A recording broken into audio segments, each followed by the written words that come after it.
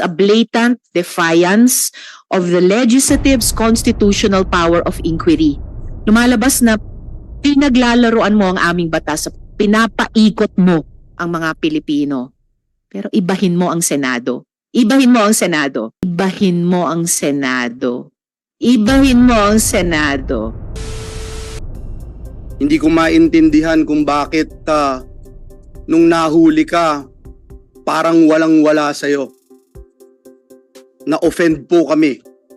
Na-offend po kami.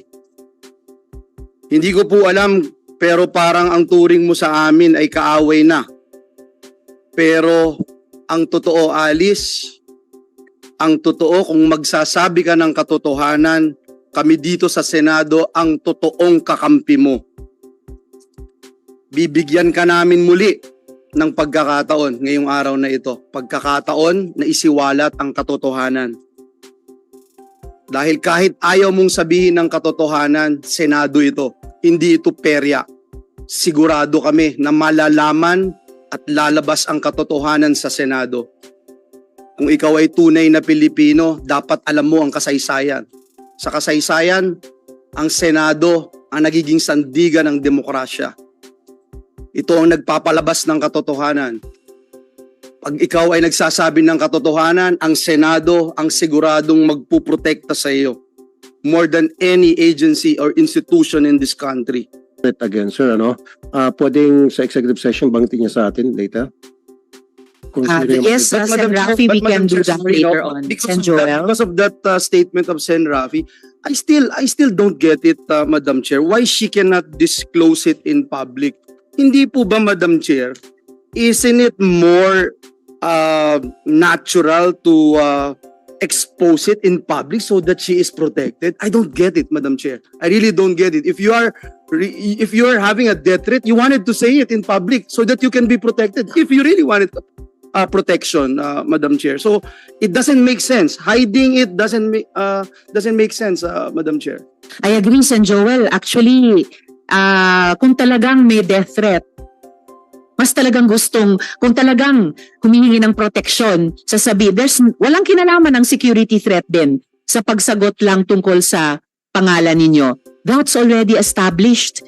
The threat will not be made worse by confirming what is in documentary evidence. But in any case, gusto kong ipaalala sa'yo na ayon nga sa Supreme Court, in the case of the Office of Court Administrator VU, the right to self-incrimination does not prohibit legitimate inquiry in non-criminal matters. Ad nauseam na po ito. Halos naduduwal na po kami sa pag-ulit-ulit nito. No? Alice Guo, ladies and gentlemen, is continuing to lie to this committee despite glaring evidence that she is a Chinese national named Guo Huaping, whose father, Jian Zhongguo, is Chinese, based on her own declaration in this committee, and whose mother, Lin Wenyi, is also Chinese, based on her own declarations in bank documents, by the way, verified by the AMLAC. This is a blatant defiance of the legislative's constitutional power of inquiry. Lumalabas na pinaglalaroan mo ang aming batas, pinapaikot mo ang mga Pilipino. Pero ibahin mo ang Senado. Ibahin mo ang Senado. I move to cite Guo Huaping, also known as Alice Guo, in contempt of the Senate for testifying falsely and evasively before this committee. Second the motion, Madam Chair. Thank you, Sen. Joel. Yes, Sen. Madam Coco. Chair, when we were in recess kanina, the pending matter was the refusal to give us details of the death threats that she herself brought before us. And Siya nag-volunteer. She binolunteer niya sa information sa atin eh. Then pinupurso namin ayaw mong sagutin. Ngayon, I think the prevailing sentiment is hindi siya makahingi ng executive session. Sagutin niya ngayon lahat. Yung kasi kung totoo naman na may death threat ka, na-monitor ka na rin nung nagbigay ng death threat sa'yo, kahit may executive session, di alam na rin yan, sinabi mo na rin sa amin, ikaw pa rin yung source. Kaya hindi kami papayag sa executive session. Ngayon, ang prevailing sentiment, if I'm not mistaken, is you have to answer the questions relating to that particular subject matter na ikaw mismo ang nag-voluntaryo palabasin sa hearing na ito. Inumpisa ni Senator Bato and then si Senator Jinggoy. Kaya Madam Chair, doon ako sa ground na yon. If we should, kasi at least yun, there is no need to determine who is telling the truth eh. Wala tong ito, we have I think Senate section here. If the refusal to cooperate or giving evasive answers, pwede na natin gamiting ground yun to cite the witness or the resource person in contempt. At Alice, sa lahat dito akong pinaka-lenient actually na ayaw ka i-cite in contempt eh. Pero in this particular case, kahit anong pag-isipin ko, you have to answer eh. You have to answer, and if we require you to answer publicly, you have to answer. You can invoke a right, pero pag-usapan namin yun. But when we deny that you are not entitled to such a right, then you have to answer. Otherwise, mako-contempt ka talaga. So I'm presenting that alternative ground, Madam Chair. If we can use that, kasi parang pagkalap ko nung nag-break tayo, that was the hanging matter na release ni Senator Bato, followed up by Senate President Pro Tempore. I know. Actually, there are two hanging matters. Isa na yung tungkol sa death threat na yan. Pero higit pa doon, yung question ng identity. Dahil proven na ng NBI at proven na ng isa pang ahensya na Alice Guo at Guo Huaping, iisang tao lang kayo. At yun yung patuloy na pinagsisinungalingan mo sa komiteng ito. Therefore, the chair is citing Alice Guo alias Guo Huaping in contempt as seconded by Senator Joel. Madam Chair, SP Pro Tem Jinggoy. let's give a last chance for her to answer the question. Answer, Alice. Ikaw ba daw si Guo Huaping?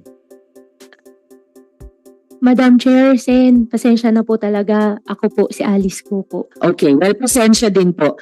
The chair cites Alice Guo alias Guo Huaping in contempt of this committee as Hopefully- seconded by Senator Joel.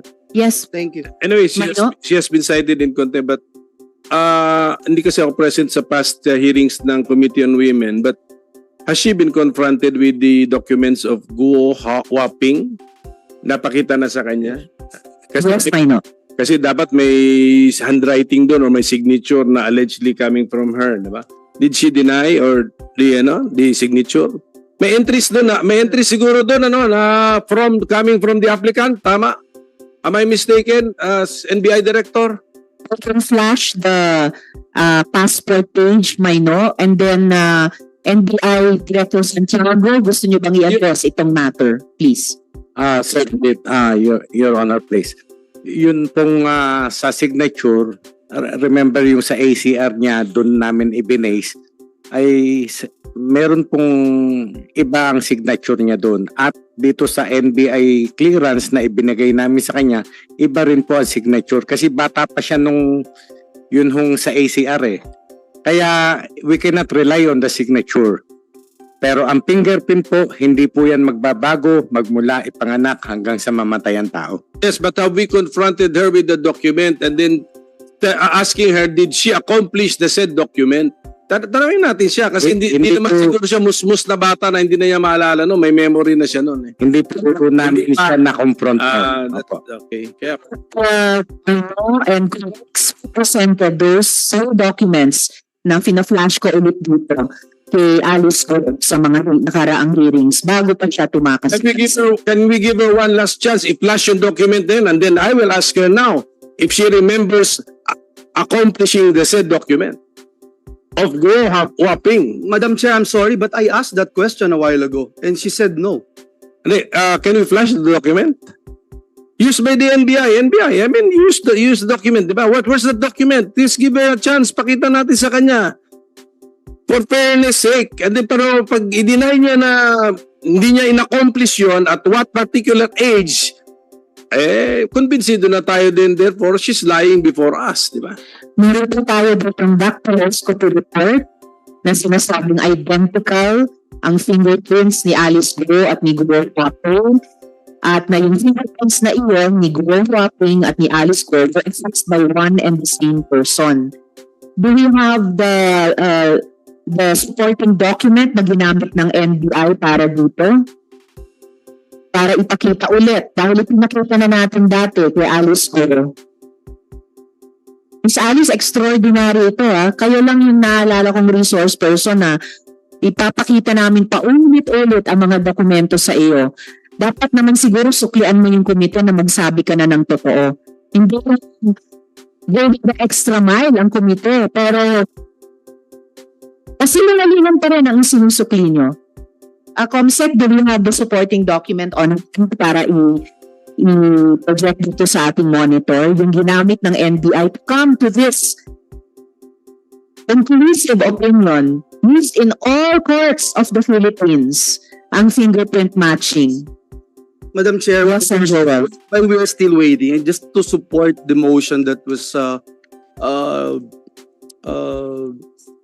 approved by this committee, Madam Chair, the Senate has sufficient, substantial, and damning evidence to support to support a conclusion, Madam Chair, that this witness is lying.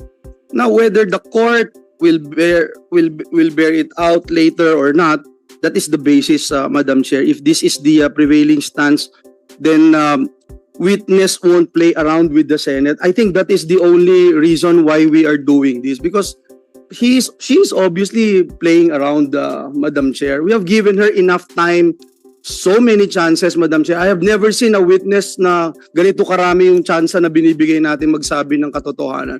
Pero kung ayaw talaga, Madam Chair, she has to face the music.